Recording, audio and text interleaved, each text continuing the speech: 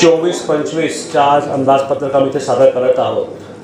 अंदाजपत्रक सादर करताना आम्ही एकंदरीत 11,601 कोटी एवढा आज बजेट आम्ही तिथे सादर करतोय.